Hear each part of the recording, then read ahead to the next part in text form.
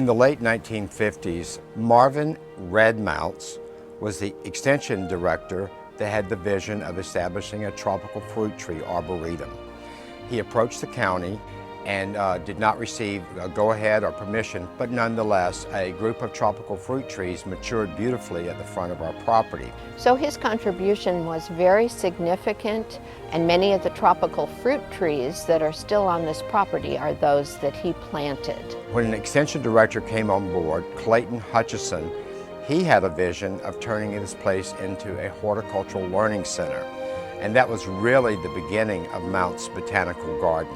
We serve over 75,000 visitors each year. Broward County, just south of us, doesn't have a botanical garden. And we serve a great deal of South Martin County as well. And we're the only botanical garden in Palm Beach County.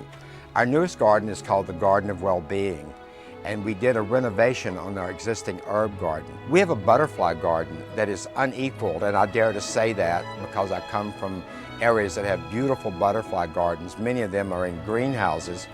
Our butterfly garden is completely outside. If you want to ask me what my favorite part of the garden is, it's the vegetable garden. It's got the most beautiful tomatoes, the most beautiful cabbages. They look like they're all on steroids. I love the way this garden is laid out. It's just a very relaxed arrangement. You can't lose yourself in it, but you come across different areas. That's what I like about it. It's not specifically planned. It's not too perfect. I think one of the things that I find very special about this garden is that it's so accessible. Twice a year we have the best plant sales practically in southern Florida. And we have them in April and we have them again in November. And we also have something called the Fall Family Festival where we get over 2,000 children, and we have pumpkin painting, pony rides, tree climbing, and we get a complete diverse group of people. By many surveys, there's an estimated 52% of our citizens that garden as a pastime. And these people have a need for good gardening information.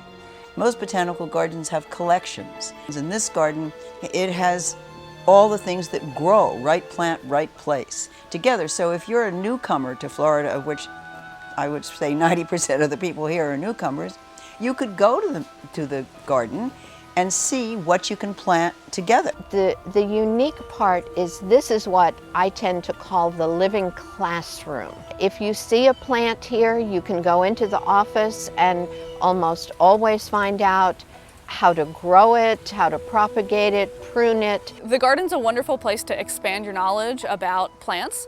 For a true horticulturalist, there are educational opportunities to really expand that knowledge and get in depth and in detail, and also see great examples of unique species that you may not normally see.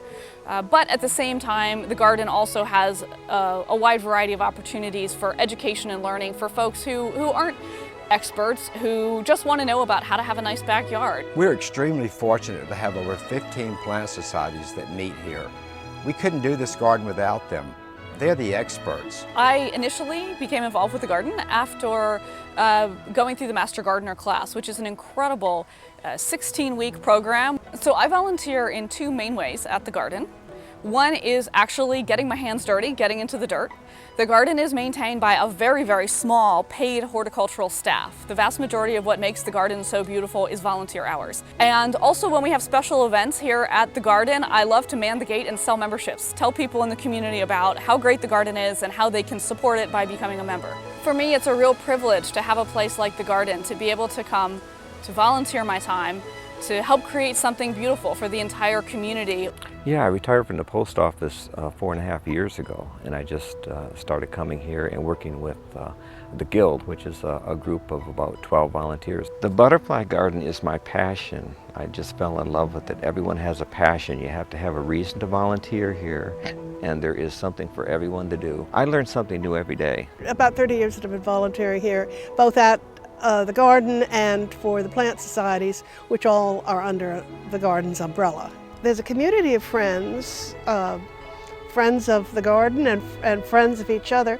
I think most of my close friends now I've met over the years through this garden, because that is certainly one thing that very dissimilar people can have in common. It just became a home for me.